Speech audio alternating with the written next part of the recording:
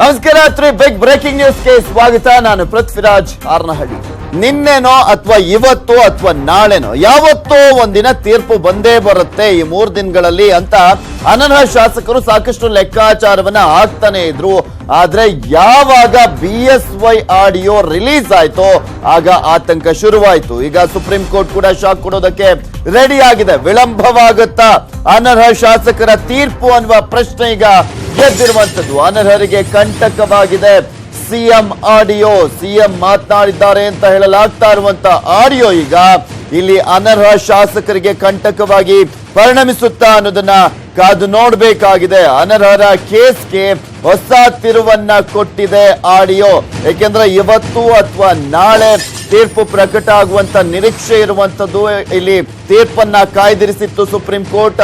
ಆದ್ರೆ ಈಗ ಆಡಿಯೋ ವಿಚಾರ ಒಂದು ದೊಡ್ಡ ಮಟ್ಟದ ಕಂಟಕವಾಗಿ ಎದುರಾಗುವಂತ ಎಲ್ಲಾ ಸಾಧ್ಯತೆ ಇದೆ ಅನರ್ಹ ಶಾಸಕರಿಗೆ. ಕಾಂಗ್ರೆಸ್ ಮನವಿಗೆ ಸ್ಪಂದಿಸಿದೆ ಸುಪ್ರೀಂ ಕೋರ್ಟ್.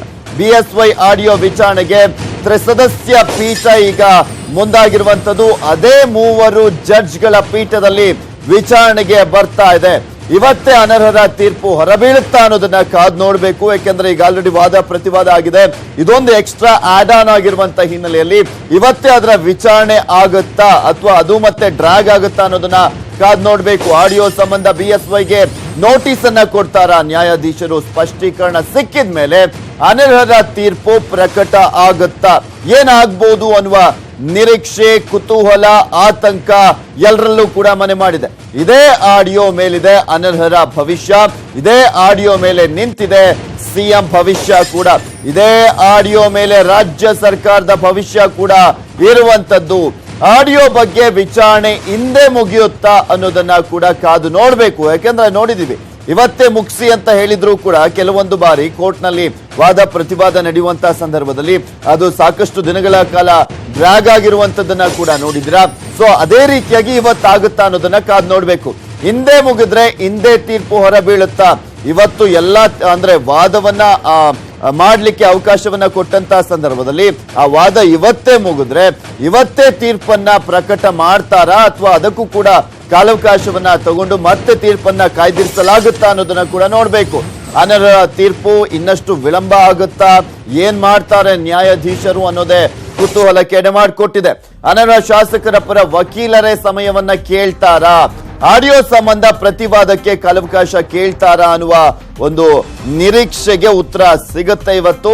ಮತ್ತೆ ಉಪಚುನಾವಣೆ ಮುಂದೂಡಿಕೆ ಆಗ್ಬಿಡುತ್ತಾ ಅನ್ನೋದನ್ನ ಕೂಡ ಕಾದ್ ನೋಡ್ಬೇಕು. ಯಾಕಂದ್ರೆ ಇಲ್ಲಿ ಉಪಚುನಾವಣೆ ಡಿಸೆಂಬರ್ 5ನೇ ತಾರೀಕಿದೆ. ನವೆಂಬರ್ 11ನೇ ತಾರೀಕಿಂದ ಎಲ್ಲಾ ಪ್ರೊಸೀಡಿಂಗ್ಸ್ ಕೂಡ ಶುರುವಾಗುವಂತದ್ದು. ಸೊ ಹೀಗಾಗಿ ಅಷ್ಟೊಳಗೆ ತೀರ್ಪನ್ನ ಪ್ರಕಟ ಮಾಡ್ತಾರಾ ಅಥವಾ ಇವತ್ತೇ ಪ್ರಕಟ ಮಾಡ್ತಾರಾ ಅಥವಾ ಇನ್ನು ವಾದ ಪ್ರತಿವಾದಕ್ಕೆ ಅವಕಾಶವನ್ನ ಮಾಡಿಕೊಡ್ಲಾಗುತ್ತಾ, ತೀರ್ಪನ್ನ ಮತ್ತೆ ಕಾಯ್ದಿರಿಸಲಾಗುತ್ತಾ? ಈ ಎಲ್ಲಾ ಪ್ರಶ್ನೆಗಳಿಗೂ ಕೂಡ ಉತ್ತರ ಸಿಗಬೇಕಾಗಿದೆ. ಅದು ಇವತ್ತು ಸಿಗತ್ತೆ. ಎಲ್ಲದ್ರ ಬಗ್ಗೆ ಕಂಪ್ಲೀಟ್ ಡೀಟೇಲ್ಸ್ ಅನ್ನ ನೀಡ್ತಾರೆ ನಮ್ಮ ದೆಹಲಿಯ ಪ್ರತಿನಿಧಿ ಧರಣೀಶ್ ಬೂಕನಕೆರೆ ದೂರವಾಣಿ ಸಂಪರ್ಕದಲ್ಲಿದ್ದಾರೆ. ಎಸ್ ಧರಣೀಶ್, ಏನಾಗಬಹುದು ಅನ್ನುವ ನಿರೀಕ್ಷೆ, ಕುತೂಹಲ, ಆತಂಕ ಇದೆ ಎಲ್ಲರಲ್ಲೂ ಕೂಡ. ಏನಾಗಬಹುದು ಕಾನೂನು ಪಂಡಿತರ ಲೆಕ್ಕಾಚಾರದ ಪ್ರಕಾರ ಇವತ್ತು? ಪೃಥ್ವಿರಾಜ್, ಈಗ ಅನರ್ಹ ಶಾಸಕರ ವಿಷಯವಾಗಿ ಈಗಾಗಲೇ ವಿಚಾರಣೆಯನ್ನ ನಡೆಸಿ ತೀರ್ಪನ್ನ ಕಾಯ್ದಿರಿಸಿತ್ತು ಸುಪ್ರೀಂ ಕೋರ್ಟ್. ಇದರ ನಡುವೆ ಇತ್ತೀಚಿನ ಬೆಳವಣಿಗೆ ಅಂತ ಹೇಳಿ, ಇದನ್ನ ಮಹತ್ವದ ಬೆಳವಣಿಗೆ ಅಂತ ಹೇಳಿ ಕಾಂಗ್ರೆಸ್ ಮುಖ್ಯಮಂತ್ರಿ BS ಯಡಿಯೂರಪ್ಪ ಆಡಿರುವ ಮಾತುಗಳನ್ನ ಒಳಗೊಂಡಂತಹ ವಿಡಿಯೋವನ್ನ ಸುಪ್ರೀಂ ಕೋರ್ಟ್ಗೆ ನಿನ್ನೆ ಸಲ್ಲಿಸಿದೆ. ಈ ಸಲ್ಲಿಸಿದಂತಹ ಸಂದರ್ಭದಲ್ಲಿ ನ್ಯಾಯಮೂರ್ತಿ NV ರಮಣ ಇದನ್ನ CJI ಜೊತೆ ಚರ್ಚೆ ಮಾಡಿ ನಾಳೆ ವಿಚಾರಣೆ ಮಾಡ್ತೀನಿ ಅನ್ನುವಂತಹ ಮಾತನ್ನ ಹೇಳಿದ್ರು. ಈಗ ವಿಚಾರಣೆ ಮಾಡ್ತೀನಿ ಅಂತ ಹೇಳಿ ಸುಪ್ರೀಂ ಕೋರ್ಟ್ ಕೈಗೆತ್ಕೊಂಡಿರುವಂತದ್ದೇ ಕಾಂಗ್ರೆಸ್ಗೆ ಸಿಕ್ಕಂತ ಮೊದಲ ಜಯ. ಜೊತೆಗೆ ಅನರ್ಹರಿಗೆ ಬಿಜೆಪಿ ನಾಯಕರಿಗೆ ಆದಂತ ಹಿನ್ನಡೆ. ಯಾಕೆಂದ್ರೆ ಇವತ್ತು ಸುಪ್ರೀಂ ಕೋರ್ಟ್ ಈ ಒಂದು ವಿಡಿಯೋವನ್ನ ಪರಿಶೀಲಿಸ್ತೀನಿ ಅಂತ ಹೇಳಿ ಒಪ್ಕೊಂಡಿದ್ದೆ. ಆದ್ರೆ ಒಂದು ಮುಖ್ಯಮಂತ್ರಿ BS ಯಡಿಯೂರಪ್ಪ ಅವರಿಗೆ ಈ ಸಂಬಂಧಪಟ್ಟಂತೆ ಸ್ಪಷ್ಟೀಕರಣ ಕೊಡಿ ಅನ್ನುವಂತಹ ನೋಟಿಸ್ ಅನ್ನ ನೀಡಬಹುದು. ಅದ್ ಜೊತೆಗೆ ಈ ಒಂದು ವಿಡಿಯೋನ ತಾಜಾ ನೈಜತೆಯನ್ನ ಪ್ರಶ್ನೆ ಮಾಡಿ ದೃಢೀಕರಿಸಿಕೊಳ್ಳಿಕ್ಕೋಸ್ಕರ ವಿಧಿವಿಜ್ಞಾನ ಪ್ರಯೋಗಾಲಯಕ್ಕೆ ಕಳಿಸ್ಕೊಡ್ಬೋದು. ಆಗ ಸಹಜವಾಗಿ ಇನ್ನೂ ಸಮಯ ತಡ ಆಗುತ್ತೆ ತೀರ್ಪು ಬರ್ಲಿಕ್ಕೆ. ಈಗಾಗ್ಲೇ ಅನರ್ಹ ಶಾಸಕರ ವಿಷಯದಲ್ಲಿ ತೀರ್ಪು ತಡ ಆಗ್ತಿದೆ ಅನ್ನುವಂತ ಆತಂಕ ಅವರಲ್ಲಿ ಮನೆ ಮಾಡಿದೆ ಮತ್ತು ರಾಜ್ಯ ಬಿಜೆಪಿ ನಾಯಕರಲ್ಲೂ ಕೂಡ ಆ ತರದ ಒಂದು ಆತಂಕ ಇದೆ. ಯಾಕೆಂದ್ರೆ ನವೆಂಬರ್ 11ನೇ ತಾರೀಕಿನಿಂದ, ಈ ತಿಂಗಳ 11ನೇ ತಾರೀಕಿನಿಂದ ರಾಜ್ಯದ 15 ವಿಧಾನಸಭಾ ಕ್ಷೇತ್ರಗಳಿಗೆ ಉಪಚುನಾವಣೆ ನಡೆಯುತ್ತೆ. ಇವರೆಲ್ಲರೂ ಕೂಡ ಅಷ್ಟರೊಳಗೆ ನಮ್ ತೀರ್ಪು ಬಂದ್ಬಿಡುತ್ತೆ, ನಾವು ಹೋಗಿ ನಾಮಿನೇಷನ್ ಫೈಲ್ ಮಾಡ್ಬೋದು ಅನ್ನುವ ಒಂದು ಆತರದ ನಿರೀಕ್ಷೆಯಲ್ಲಿ ಇದ್ದಾರೆ. ಆದ್ರೆ ಇದನ್ನ ಈ ಮುಖ್ಯಮಂತ್ರಿ BS ಯಡಿಯೂರಪ್ಪ ಆಡಿರುವ ವಿಡಿಯೋವನ್ನ ವಿಧಿವಿಜ್ಞಾನ ಪ್ರಯೋಗಾಲಯಕ್ಕೆ ಕಳಿಸ್ಕೊಟ್ಟಿದ್ಯಾ ಆದ್ರೆ ಆ ಒಂದು ಪ್ರಯೋಗಾಲಯದ ವರದಿ ಬರುವವರೆಗೆ ಕಾಯಲೇಬೇಕಾಗತ್ತೆ. ತೀರ್ಪು ಪ್ರಕಟ ಆಗುವಂತದ್ದು ಮತ್ತಷ್ಟು ಕಷ್ಟ ಆಗತ್ತೆ, ತಡ ಆಗತ್ತೆ. ಹಾಗಾಗಿ ಅದರಲ್ಲೂ ಕೂಡ ಆತಂಕ ಹೆಚ್ಚಾಗತ್ತೆ, ಬಿಜೆಪಿ ಪಾಳ್ಯದಲ್ಲೂ ಕೂಡ ಆತಂಕ ಹೆಚ್ಚಾಗತ್ತೆ. ಹಾಗಾಗಿ ಇವತ್ತು ಸುಪ್ರೀಂ ಕೋರ್ಟ್ ತೆಗೆದುಕೊಳ್ಳುವಂತಹ ನಿರ್ಧಾರ ರಾಜ್ಯ ರಾಜಕಾರಣದಲ್ಲಿ ಖಂಡಿತಕ್ಕೂ ಕೂಡ ಸಂಚಲನವನ್ನ ಮೂಡಿಸುತ್ತೆ. Prithviraj. Okay, thank you Dharnesh ನಿಮ್ಮೆಲ್ಲ ಡೀಟೇಲ್ಸ್ಗಾಗಿ. ಸೊ ಒಂದೆಡೆ ಅನರ್ಹತೆ ತೀರ್ಪಿನ ನಿರೀಕ್ಷೆ ಏನಾಗ್ಬಿಡುತ್ತೆ ಇವತ್ತು, ಮತ್ತು ಒಂದ್ ಕಡೆ ಆತಂಕ ಈಗ ಆಲ್ರೆಡಿ ಎದುರಾಗಿದೆ BSY ಆಡಿಯೋ ವಿಚಾರ, ಮತ್ತು ಒಂದ್ ಕಡೆ ಬೈ ಎಲೆಕ್ಷನ್ ಗೆಲ್ಲುವಂತ ಇಲ್ಲಿ ಚಿಂತೆ ಮನೆ ಮಾಡಿರುವಂತದ್ದು ಈ ಅನರ್ಹ ಶಾಸಕರಿಗೆ ಏನಾಗುತ್ತೋ ಏನೋ, ನಾವು ಸ್ಪರ್ಧೆ ಮಾಡ್ತೀವೋ ಇಲ್ವೋ ಅನ್ನೋದು ಒಂದ್ ಕಡೆ ಆದ್ರೆ, ಎಲೆಕ್ಷನ್ ಗೆಲ್ಲೇಬೇಕು, ಒಂದು ಅವ್ರು ಸ್ಪರ್ಧೆ ಮಾಡ್ತಾರೆ, ಇಲ್ಲ ಅವರ ಕುಟುಂಬದವ್ರನ್ನಾದ್ರೂ ಸ್ಪರ್ಧೆಗೆ ಇಳಿಸ್ತಾರೆ. ಸೊ ಹೀಗಾಗಿ ಗೆದ್ದೇ ಗೆಲ್ಬೇಕು ಅಂತ ಹಠಕ್ಕೆ ಬಿದ್ದಿರುವಂತ ಅನರ್ಹ ಶಾಸಕರುಗಳು ಈಗ ಆಲ್ರೆಡಿ ಆ ಒಂದು ಚಿಂತೆಯಲ್ಲಿ ಮುಳುಗಿದ್ದಾರೆ. ಎರಡರ ಮಧ್ಯೆ ಅನರ್ಹರಿಂದ ಹೊಸ ಡಿಮ್ಯಾಂಡ್ ಅನ್ನ ಇಡ್ಲಾಗ್ತಾ ಇರುವಂತದ್ದು ಏನದು ಅನ್ನೋದನ್ನ ಕೂಡ ತೋರಿಸ್ತೀವಿ. ಅನರ್ಹತೆ ತೆರವಾದ್ರೆ ಸಚಿವರಾಗಿ ಕ್ಷೇತ್ರಕ್ಕೆ ಹೋಗ್ಬೇಕು ನಾವು, CM BSY ಎದುರು ಅನರ್ಹ ಶಾಸಕರು ಕಂಡೀಷನ್ಸ್ ಅನ್ನ ಹಾಕಿದ್ದಾರೆ ಅಂತ ಹೇಳಲಾಗ್ತಾ ಇದೆ. ಅನರ್ಹತೆ ತೆರವಾದ್ರೆ ಅಕಸ್ಮಾತ್ ಇವತ್ತೇ ತೀರ್ಪು ಬಂತು, ಅವರು ಅರ್ಹರು ಅಂತ ಆಗಿದ್ದೇ ಆದಲ್ಲಿ ಸಚಿವರನ್ನಾಗಿಸೋದಕ್ಕೆ CMಗೆ ಬೇಡಿಕೆಯನ್ನ ಇಟ್ಟಿದ್ದಾರೆ. ಸಚಿವರಾಗಿ ರಾಜ್ಯ ಮರ್ಯಾದೆಯೊಂದಿಗೆ ತೆರಳೋದಕ್ಕೆ ಸಿದ್ಧತೆಯನ್ನ ಮಾಡ್ಕೊಂಡಿದ್ದಾರೆ. ಅವರು ತಮ್ಮ ಕ್ಷೇತ್ರಗಳಿಗೆ ರಾಜರಂತೆ ತೆರಳೋದಕ್ಕೆ ಅವರು ಸಿದ್ಧತೆಯನ್ನ ಮಾಡ್ಕೊಂಡಿರುವಂತದ್ದು. ಸಚಿವರಾಗೇ ಕಾಲಿಡ್ತೀವಿ ನಾವು ಕ್ಷೇತ್ರಗಳಿಗೆ, ಅನರ್ಹತೆಯಿಂದ ಪಾರಾದ್ರೆ ಅಂತ ಈಗ ಆಲ್ರೆಡಿ ಅವರು ಶಪಥ ಮಾಡಿರುವ ರೀತಿ ಇದೆ. 17 ಅನರ್ಹ ಶಾಸಕರಲ್ಲಿ ನಿಮ್ಗೆ ಗೊತ್ತಿದೆ 17 ಜನ ಶಾಸಕರನ್ನ ಅನರ್ಹ ಮಾಡಲಾಗಿರುವಂತದ್ದು. ಅದರಲ್ಲಿ ಕನಿಷ್ಠ 8 ಜನರಿಗೆ ಸಚಿವ ಸ್ಥಾನ ಸಿಗುವಂತ ಎಲ್ಲಾ ಸಾಧ್ಯತೆಗಳು ಕೂಡ ಇದೆ. ಅದು ಜಾಸ್ತಿನಾದ್ರೂ ಆಗ್ಬೋದು ಅಥವಾ ಸ್ವಲ್ಪ ಆ ಸಂಖ್ಯೆಯಲ್ಲಿ ಕಡಿಮೆ ಬೇಕಾದ್ರೂ ಆಗ್ಬೋದು. ಯಾಕೆಂದ್ರೆ 17 ಜನ ರಾಜೀನಾಮೆ ಕೊಟ್ಟಿರುವಂತದ್ದು. ಆಲ್ಮೋಸ್ಟ್ ಎಲ್ಲರೂ ಕೂಡ ಸಚಿವ ಸ್ಥಾನದ ಆಕಾಂಕ್ಷಿಗಳೇ, ಕೆಲವರನ್ನ ಬಿಟ್ಟು ಒಂದು 3-4 ಜನನ್ನ ಬಿಟ್ಟು ಇನ್ನೆಲ್ಲರೂ ಕೂಡ ಸಚಿವ ಸ್ಥಾನದ ಆಕಾಂಕ್ಷಿಗಳೇ ಆಗಿದ್ದಾರೆ. ತೀರ್ಪು ಏನೇ ಬಂದ್ರೂ ಕೂಡ ಎಲೆಕ್ಷನ್ ಆಗೋದು ಪಕ್ಕಾ ಅಂತ ಕೂಡ ಹೇಳಲಾಗ್ತಾ ಇರುವಂತದ್ದು. ಅನರ್ಹರಾದ್ರೆ ಕುಟುಂಬದವರಿಗೆ ಟಿಕೆಟು, ಅರ್ಹರಾದ್ರೆ ಇವರೇ ಮಂತ್ರಿಗಳಾಗ್ತಾರೆ, ಮಂತ್ರಿಗಳಾಗೋದಕ್ಕೆ ಅವಕಾಶ ಸಿಗುತ್ತೆ, ನಂತರ ಇವರೇ ಸ್ಪರ್ಧೆಯನ್ನ ಮಾಡಲಿದ್ದಾರೆ. ಎಲ್ಲಾ ಕಂಡೀಷನ್ಗೂ ಕೂಡ ಓಕೆ ಅಂದಿದ್ದಾರೆ BSY ಅಂತ ಕೂಡ ಹೇಳಲಾಗ್ತಾ ಇರುವಂತದ್ದು. ಯಾಕೆಂದ್ರೆ ನಿಮಗೂ ಕೂಡ ಗೊತ್ತಿದೆ, ಯಡಿಯೂರಪ್ಪನವರು ಎಲ್ಲಾ ಕಡೆ ಹೇಳ್ತಾ ಇರುವಂತದ್ದು ಅದೇ ವಿಚಾರ. ನಮ್ಮ ಸರ್ಕಾರ ಇವತ್ತು ಅಸ್ತಿತ್ವದಲ್ಲಿ ಇದೆ ಅಂದ್ರೆ ಅದು ಅನರ್ಹ ಶಾಸಕರಿಂದ. ನಾವು ಇಲ್ಲಿ ಸರ್ಕಾರವನ್ನ ನಡೆಸ್ತಾ ಇದ್ದೀವಿ, ನಾನು ಮುಖ್ಯಮಂತ್ರಿ ಆಗಿದ್ರೆ ಅದು ಅನರ್ಹರಿಂದ ಅಂತ ಹೇಳ್ತಾ ಇರುವಂತ ಹಿನ್ನೆಲೆಯಲ್ಲಿ ಅವ್ರು ಏನ್ ಹೇಳ್ತಾರೆ ಅದೆಲ್ಲದಕ್ಕೂ ಕೂಡ ಜೈ ಅಂತ ಇದ್ದಾರೆ. ಇದೆಲ್ಲದ್ರ ಬಗ್ಗೆ ಕಂಪ್ಲೀಟ್ ಡೀಟೇಲ್ಸ್ ಅನ್ನ ನೀಡ್ತಾರೆ ನಮ್ಮ ಪೊಲಿಟಿಕಲ್ ಬ್ಯೂರೋ ಮುಖ್ಯಸ್ಥರಾಗಿರುವಂತಹ ಚಿದಾನಂದ್ ಪಟೇಲ್ ದೂರವಾಣಿ ಸಂಪರ್ಕದಲ್ಲಿದ್ದಾರೆ. ಚಿದಾನಂದ್ ಪಟೇಲ್, ನೋಡ್ತಾ ಇದ್ವಿ ಅಕಸ್ಮಾತ್ ಅರ್ಹರಾದ್ರೆ ಮಂತ್ರಿಯಾಗಿ ಕ್ಷೇತ್ರಗಳಿಗೆ ನಾವು ಕಾಲಿಡೋದು, ಈ ಒಂದು ಬೇಡಿಕೆಯನ್ನ ಈಗ ಆಲ್ರೆಡಿ ಯಡಿಯೂರಪ್ಪನವರ ಮುಂದೆ ಇಟ್ಟಿದ್ದಾರಂತೆ. ಏನೆಲ್ಲ ಲೆಕ್ಕಾಚಾರಗಳು, ಏನೆಲ್ಲ ಪ್ಲಾನ್ಗಳಿದೆ ಇವತ್ತಿನ ತೀರ್ಪಿನ ಬಳಿಕ ಅಂತ? ಪೃಥ್ವಿರಾಜ್ ಆರ್ನಳ್ಳಿ, ಇದೀಗ ಅನರ್ಹ ಶಾಸಕರಿಗೆ ಸುಪ್ರೀಂ ಕೋರ್ಟ್ ನಲ್ಲಿ ಇವತ್ತು ಅಥವಾ ನಾಳೆ ಅವರ ಪರವಾಗಿ ತೀರ್ಪು ಬರುತ್ತೆ ಅಂತ ಹೇಳಿ ಆಶಾಭಾವನೆಯನ್ನು ಹೊಂದಿದ್ದಾರೆ. ಇದಕ್ಕೂ ಮೊದಲು ಇದೀಗ ಮುಖ್ಯಮಂತ್ರಿ BS ಯಡಿಯೂರಪ್ಪನವರನ್ನ ಭೇಟಿಯಾಗಿರುವಂತಹ ಅನರ್ಹ ಶಾಸಕರು ತೀರ್ಪು ಬಂದ ಕೂಡಲೇ ನಮ್ಮನ್ನ ಮಂತ್ರಿ ಮಾಡಬೇಕು, ಇಮಿಡಿಯೇಟ್ಲಿ ಮಂತ್ರಿ ಮಾಡಬೇಕು, 2-3 ದಿನದಲ್ಲಿ ನಾವು ಸಚಿವರಾಗಿ ಪ್ರಮಾಣ ವಚನವನ್ನು ಸ್ವೀಕರಿಸಬೇಕು, ಆ ಮುಖಾಂತರ ನಾವು ಮಂತ್ರಿಯಾಗಿ ಕ್ಷೇತ್ರಕ್ಕೆ ಎಂಟ್ರಿ ಕೊಡಬೇಕು, ಆ ಮುಖಾಂತರ ನಮ್ಮ ವಿರೋಧಿಗಳಿಗೆ ಮತ್ತು ಕ್ಷೇತ್ರದ ಮತದಾರರಿಗೆ ನಾವು ಸಂದೇಶವನ್ನು ರವಾನೆ ಮಾಡಬೇಕು. ಒಬ್ಬ ಮಂತ್ರಿಯಾಗಿ ಚುನಾವಣೆ ಎದುರಿಸೋದ್ರಿಂದ ಎಲ್ಲ ಒಂದ್ ಕಡೆ ಮತದಾರ ಒಲವು ಕೂಡ ನಮ್ಮಲ್ಲಿ ಬರುತ್ತೆ. ಯಾಕಂತ ಹೇಳಿದ್ರೆ ಮಂತ್ರಿ ಆಗಿದ್ದೀವಿ, ಹಾಗಾಗಿ ಮತದಾರ ಇವರಿಗೆ ಮತ ಹಾಕೋದ್ರಿಂದ ಮತ್ತಷ್ಟು ಅಭಿವೃದ್ಧಿ ಆಗುತ್ತೆ ಅನ್ನೋ ರೀತಿಯಲ್ಲಿ ಮತದಾರರು ಕೂಡ ಮನವೊಲಿಕೆ ಮಾಡ್ಲಿಕ್ಕೆ ಅನುಕೂಲ ಆಗುತ್ತೆ. ಅಲ್ಲದೆ ನಾವು ರಾಜ ಮರ್ಯಾದೆಯಿಂದ ಕ್ಷೇತ್ರಕ್ಕೆ ಹೋಗಬೇಕು. ಇಷ್ಟು ದಿನಗಳ ಕಾಲ ನಾವು ಅವಮಾನವನ್ನು ಸಹಿಸಿದ್ದೇವೆ ಮತ್ತು ಬಹಳಷ್ಟು ಅವಮಾನವನ್ನು ಕೂಡ ಕಂಡಿದ್ದೇವೆ, ಹಾಗಾಗಿ ನಮಗೆ ಮಂತ್ರಿ ಮಾಡ್ಬೇಕಂತ ಹೇಳಿ ಈಗಾಗಲೇ ಡಿಮ್ಯಾಂಡ್ ಅನ್ನು ಇಟ್ಟಿದ್ದಾರೆ. ಈಗಾಗಲೇ ಅನರ್ಹ ಶಾಸಕರ ಪರವಾಗಿ ತೀರ್ಪು ಬಂದ್ರೆ ಅನರ್ಹ ಶಾಸಕರಲ್ಲಿ 7-8 ಜನ ಅನರ್ಹ ಶಾಸಕರು ಮಂತ್ರಿಯಾಗಿ ಕ್ಷೇತ್ರಕ್ಕೆ ಕಾಲಿಡಲು ತೀರ್ಮಾನವನ್ನು ತೆಗೆದುಕೊಂಡಿದ್ದಾರೆ. ಇದಕ್ಕೆ ಮುಖ್ಯಮಂತ್ರಿ BS ಯಡಿಯೂರಪ್ಪ ಕೂಡ ಒಪ್ಪಿಗೆ ಕೊಟ್ಟಿದ್ದಾರೆ. ತೀರ್ಪು ಬಂದ ಕೂಡಲೇ BS ಯಡಿಯೂರಪ್ಪನವರು ಹೈಕಮಾಂಡ್ ನ ಪರ್ಮಿಷನ್ ತೆಗೆದುಕೊಂಡು 7-8 ಜನ ಅನರ್ಹ ಶಾಸಕರನ್ನ ಮಂತ್ರಿ ಮಾಡ್ಲಿದ್ದಾರೆ ಅಂತ ಹೇಳಲಾಗ್ತದೆ. ಒಟ್ಟಾರೆ ರಾಜ್ಯ ರಾಜಕೀಯ ಬೆಳವಣಿಗೆಯಲ್ಲಿ ಅನರ್ಹರು ಕೂಡ ಕೊನೆಗೂ ಕೂಡ ಏಕದಿನಕ ಸುಲ್ತಾನ್ ಅನ್ನುವ ರೀತಿಯಲ್ಲಿ ಮಂತ್ರಿಯಾಗಿ ತಮ್ಮ ಕ್ಷೇತ್ರಕ್ಕೆ ಕಾಲಿಟ್ಟಿದ್ದಾರೆ. ಆ ಮುಖಾಂತರ ಚುನಾವಣೆಯನ್ನು ಕೂಡ ಎದುರಿಸಿದ್ದಾರೆ ಅಂತಲೇ ಹೇಳಲಾಗ್ತಿದೆ. ಒಟ್ಟಾರೆ ಮುಖ್ಯಮಂತ್ರಿ BS ಯಡಿಯೂರಪ್ಪರಿಗೆ ಹಲವಾರು ಕಂಡೀಷನ್ ಜೊತೆಗೆ ಮಂತ್ರಿಗಳು ಮಾಡ್ಬೇಕಂತ ಡಿಮ್ಯಾಂಡ್ ಹಾಕಿದ್ದಾರೆ. ಈ ಡಿಮ್ಯಾಂಡ್ಗೆ ಮುಖ್ಯಮಂತ್ರಿ BS ಯಡಿಯೂರಪ್ಪನವರು ಕೂಡ ಅನಿವಾರ್ಯವಾಗಿ ಒಪ್ಪಿಕೊಂಡಿದ್ದಾರೆ. Prithviraj. Okay, thank you Chidanand Patel ನಿಮ್ಮೆಲ್ಲ ಡೀಟೇಲ್ಸ್ಗಾಗಿ.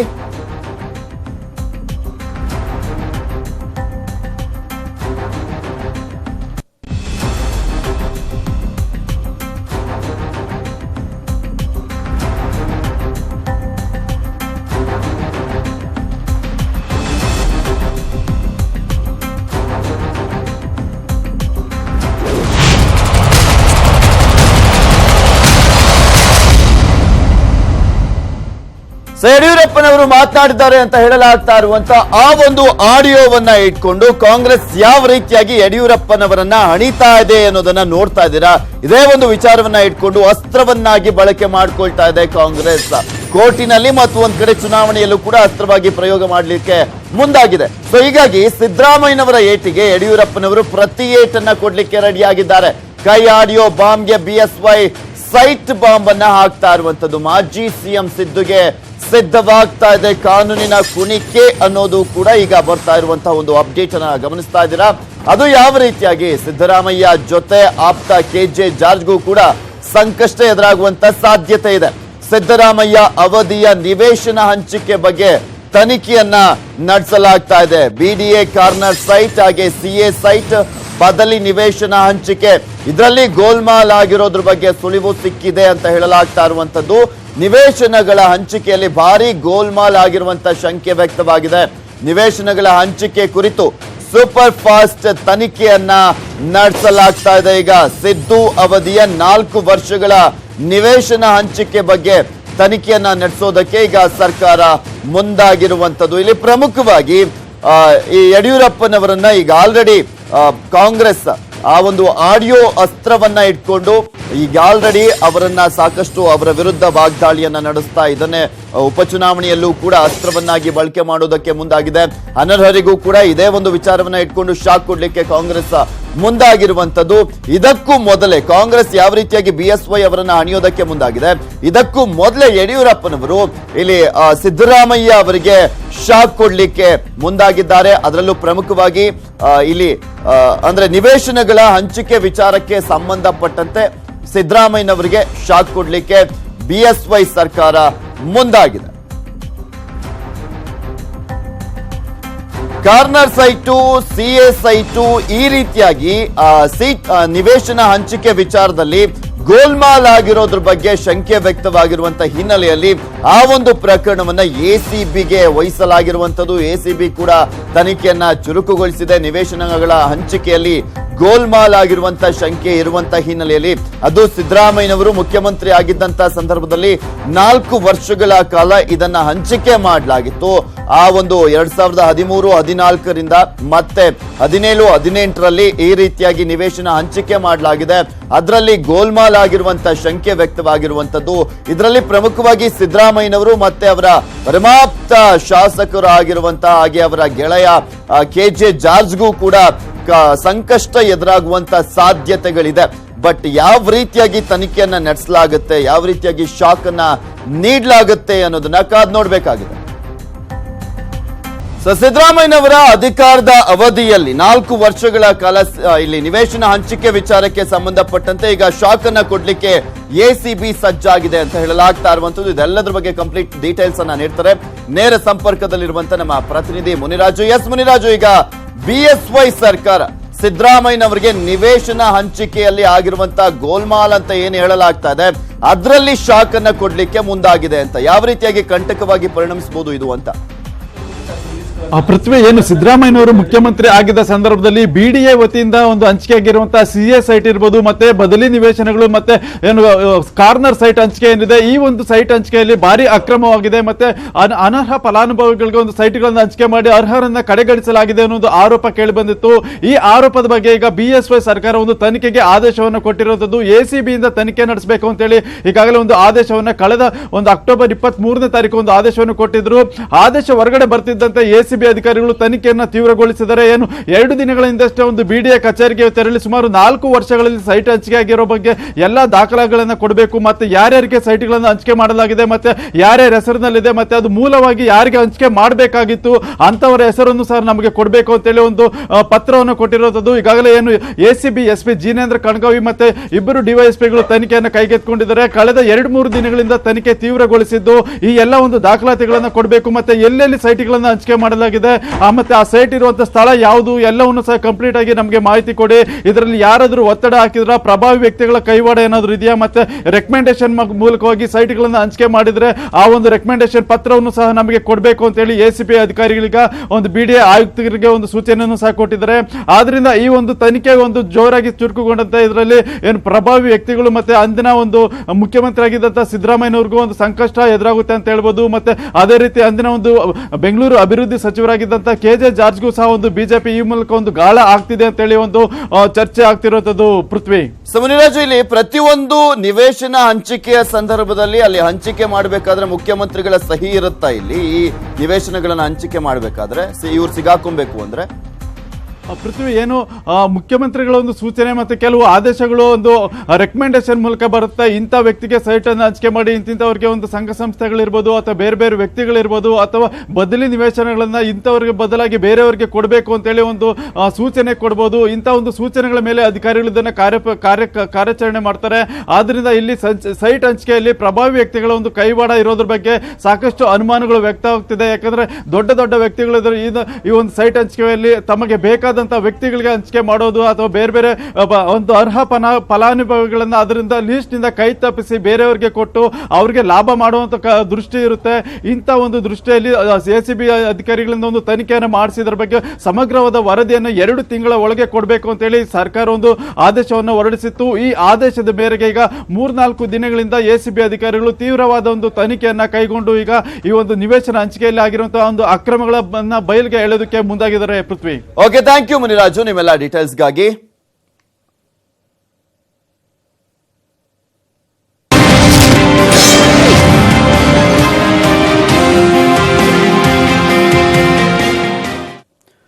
ಸಾಹಸ ಸಿಂಹ ವಿಷ್ಣುವರ್ಧನ್ ಅಭಿನಯದ ನಾಗರಹಾವು ಸಿನಿಮಾ ನೀವು ನೋಡಿರ್ತೀರಾ, ಎಲ್ಲರೂ ಕೂಡ ನೋಡಿರ್ತಾರೆ ಕರ್ನಾಡಲ್ಲಿ. ಈ ಚಿತ್ರದಲ್ಲಿ ರಾಮಾಚಾರ್ಯನ್ನ ಹುಡುಕಿಕೊಂಡು ಚಾಮಯ್ಯ ಮೇಷ್ಟ್ರು ಕೋಟೆ ಹತ್ತಿದ್ರೆ ಅದೆಲ್ಲರಿಗೂ ಕೂಡ ಗೊತ್ತಿರುವಂತದ್ದು. ಅದು ತುಂಬಾ ಫೇಮಸ್ ಆಗಿರುವಂತ ಸೀನ್ ಎಲ್ಲರೂ ಕೂಡ ನೋಡಿದಿರಾ. ಇತ್ತ ಯಾದಗಿರಿಯಲ್ಲೂ ಕೂಡ ಇದೇ ರೀತಿಯಾದಂತ ಒಂದು ಘಟನೆ ನಡೆದಿದೆ. ಅದೇ ಒಂದು ಚಿತ್ರವನ್ನ ಒಂದು ರೀತಿಯಾಗಿ ಮರು ಚಿತ್ರೀಕರಣ ಮಾಡಿದಂತಾಗಿದೆ. ಆ ರೀತಿಯಾದಂತ ಒಂದು ಸೀನ್ ಇದು. ಯಾದಗಿರಿಯಲ್ಲೊಬ್ಬ ಶಿಕ್ಷಕ ಮಕ್ಕಳ ಶಿಕ್ಷಣಕ್ಕಾಗಿ ಗುಡ್ಡವೇರಿದ್ದಾರೆ. ಶಾಲೆ ಬಿಟ್ಟು ಕಟ್ಟಿಗೆ ತರೋದಕ್ಕೆ ಹೋಗಿದ್ದಂತ ಮಕ್ಕಳನ್ನ ಪುನಃ ಶಾಲೆಗೆ ಕರೆತಂದು ಪಾಠ ಮಾಡಿದ್ದಾರೆ. ಶಿಕ್ಷಕರಾಗಿರುವಂತ ಕನಕಪ್ಪ ದಾಸರವರು ಗುಡ್ಡವೇರಿ ಮಕ್ಕಳನ್ನ ಕೂಗ್ತಾ ಇರುವಂತ ವಿಡಿಯೋ ಈಗ ಎಲ್ಲಾ ಕಡೆನೂ ಕೂಡ ವೈರಲ್ ಆಗಿದೆ. ಸ್ಕೂಲಿಗೆ ಬರ್ಬೇಕು, ಬಾ ಬೇಗ ಬಾ, ಇಲ್ಲಿ ಗುಡ್ಡದಲ್ಲಿ ನೀನು, ನಾನು ಜ್ಯೋತಿ, ಬಾ ಬಾ ಶಾಲೆಗೆ ಬಾ, ಎಲ್ಲಿರಿ ಸ್ಕೂಲಿಗೆ ಬರ್ಬೇಕು, ಬಾ ಬೇಗ ಬಾ, ಇಲ್ಲಿ ಗುಡ್ಡದಲ್ಲಿ ನೀನು, ನಾನು ಜ್ಯೋತಿ, ಬಾ ಬಾ ಶಾಲೆಗೆ ಬಾ, ಎಲ್ಲಿರಿ ಸ್ಕೂಲಿಗೆ ಬರ್ಬೇಕು, ಬಾ ಬೇಗ ಬಾ, ಇಲ್ಲಿ ಗುಡ್ಡದಲ್ಲಿ ನೀನು, ನಾನು ಜ್ಯೋತಿ, ಬಾ ಬಾ ಶಾಲೆಗೆ ಬಾ, ಎಲ್ಲಿರಿ ಸ್ಕೂಲಿಗೆ ಬರ್ಬೇಕು, ಬಾ ಬೇಗ ಬಾ, ಇಲ್ಲಿ ಗುಡ್ಡದಲ್ಲಿ ನೀನು, ನಾನು ಜ್ಯೋತಿ, ಬಾ ಬಾ ಶಾಲೆಗೆ ಬಾ. ಈ ಕುರಿತಂತೆ ಮಾತಾಡ್ಲಿಕ್ಕೆ ಸ್ವತಃ ಶಿಕ್ಷಕರೇ ನಮ್ಮ ಜೊತೆ ದೂರವಾಣಿ ಸಂಪರ್ಕದಲ್ಲಿದ್ದಾರೆ. ಕನಕಪ್ಪ ದಾಸರವರು, ಧನ್ಯವಾದ ಸರ್, ಒಳ್ಳೆ ಕೆಲಸ ಮಾಡಿದ್ದೀರಾ.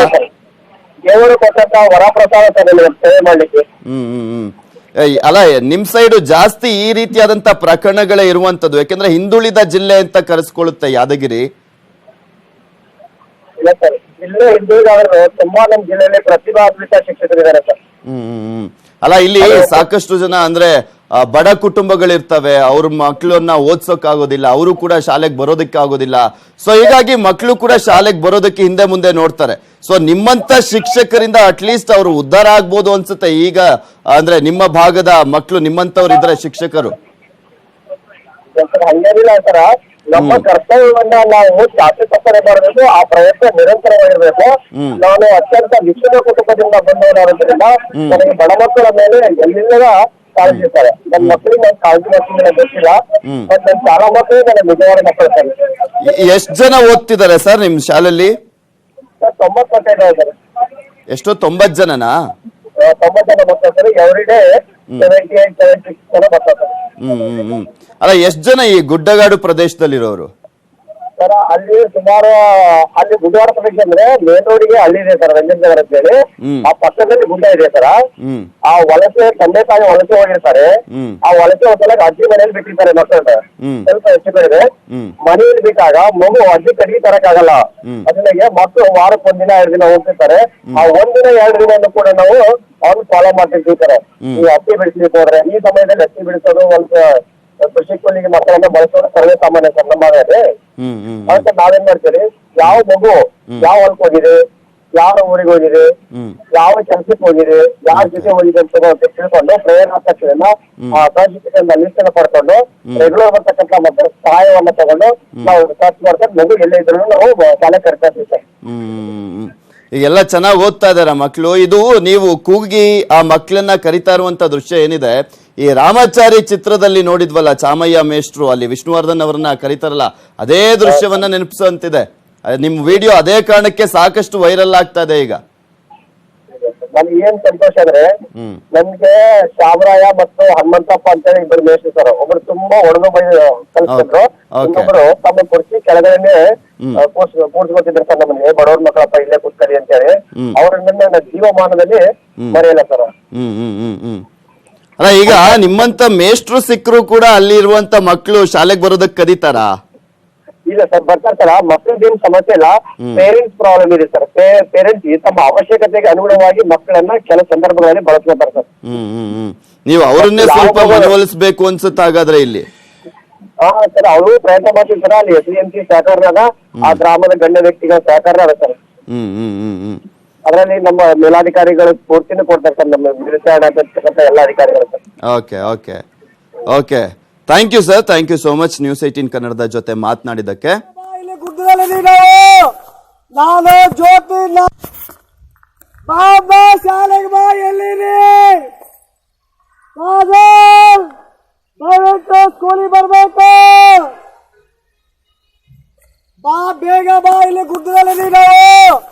ನಾನು ಜ್ಯೋತಿ ಬಾಬಾ ಶಾಲೆಗೆ ಬಾ, ಎಲ್ಲಿರಿ ದಯವಿಟ್ಟು ಸ್ಕೂಲಿಗೆ ಬರ್ಬೇಕು. ಬಾ ಬೇಗ ಬಾ, ಇಲ್ಲಿ ಗುಡ್ಡದಲ್ಲಿ ನೀನು. ನಾನು ಜ್ಯೋತಿ